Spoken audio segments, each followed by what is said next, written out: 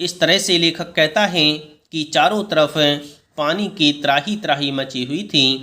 लोग पानी की लालसा के लिए बैठे हुए थे। मंडली घर घर जाकर के पानी मांग रही थी। वह मेघों के लिए पुकार रही थी कि हे काले मेघा पानी दे।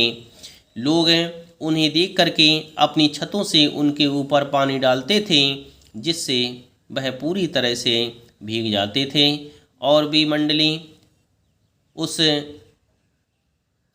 जगह पर जब मिट्टी गीली हो जाती थी तो वहीं पर लोट लगा करके आगे बढ़ जाते थे।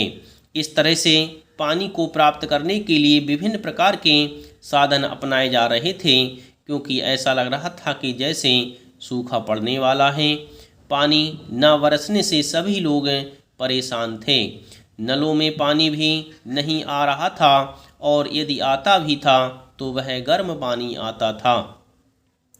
इस तरह से लेखक कहता है कि किसान भी परेशान थे और लोग भी परेशान थे।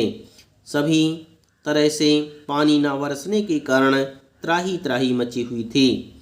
डोर डंगर प्यास के मारे मरने लगते, लेकिन बारिश का कहीं नाम निशान नहीं था।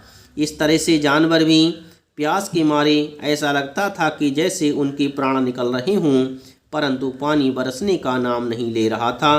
ऐसे में पूजा पाठ कथा विधान सब करके लोग जब हार जाते, तब अंतिम उपाय के रूप में निकलती यह इंद्र सेना। वर्षा के बादलों के स्वामी हैं इंद्र, और इंद्र की सेना टोली बांधकर कीचड़ में लथपथ निकलती, पुकारते हुए मेघों को पानी मांगते हुए प्यासे गलों और सूखे खेतों के लिए वह पानी मांग रहे थे। इस तरह से लोग पूजा कथा विधान सब करते थे, परंतु सबसे वह हार जाते थे। तब अंतिम समय में यह इंद्रसेना नामक टोली निकलती थी। इंद्रसेना टोली कीचड़ में लथपथ होकर के मेघों को पुकारते हुए गलियों में घूमती रहती थी। पानी की आशा पर जैसे सारा जीवन आकर टिक गया हो। बस एक बात मेरी समझ में नहीं आती थी कि जब चारों ओर पानी की इतनी कमी है तो लोग घर में इतनी कठिनाई से इकट्ठा करके रखा हुआ पानी बाल्टी भर भर कर इन पर क्यों फेंकते हैं। कैसी निर्मम बर्बादी है पानी की।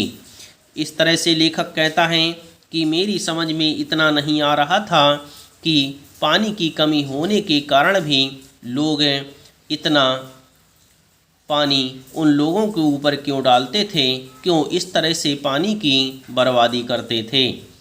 देश की कितनी क्षति होती है इस तरह के अंधविश्वासों से।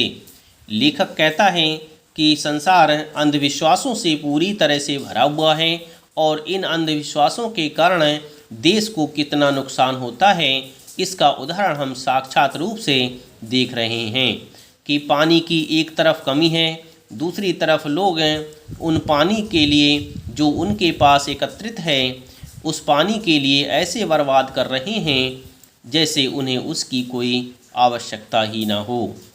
यही अंधविश्वास इस संसार को समाप्त कर रहा है। लोगों के अंदर फैला हुआ अंधविश्वास विभिन्न प्रकार की समस्याओं को उत्पन्न कर रहा है। कौन कहता है इन्हें इंद्र की सेना। अगर इंद्र महाराज से ये पानी दिलवा सकते हैं तो खुद अपने लिए पानी क्यों नहीं मांग लेते हैं। क्यों मोहल्ले भर का पानी नष्ट करवाते घूमते हैं। नहीं, ये सब पाखंड है, अंधविश्वास है। लेखक कहता है कि यदि ये इंद्रसेना है तो अपने लिए पानी क्यों नहीं मांगते, अपने लिए क्यों पानी नहीं बरसा रही है। क्या इन्हें पानी की आवश्यकता नहीं है। यह सब अंधविश्वास है। यह अंधविश्वास लोगों के पास एकत्रित पानी को भी बर्बाद करा रहा है। यह सब पाखंड है, और जिस पाखंड के वशीभूत होकर के लोग अपने पास एकत्रित जल को भी बर्बाद कर रहे हैं। ऐसे ही अंधविश्वासों के कारण हम अंग्रेजों से पिछड़ गए और गुलाम बन गए।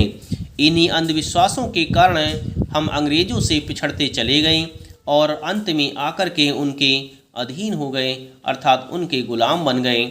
और उस गुलामी को हमने बहुत वर्षों तक सहा था। आज भी अंधविश्वास फैला हुआ है और इसी अंधविश्वास के वशीभूत होकर के लोग अपने पास जमा को भी समाप्त कर रहे हैं। और एक दिन ऐसा आएगा कि हम ये विभिन्न प्रकार के साधनों को समाप्त कर देंगे और अपने जीवन को भी नष्ट कर लेंगे।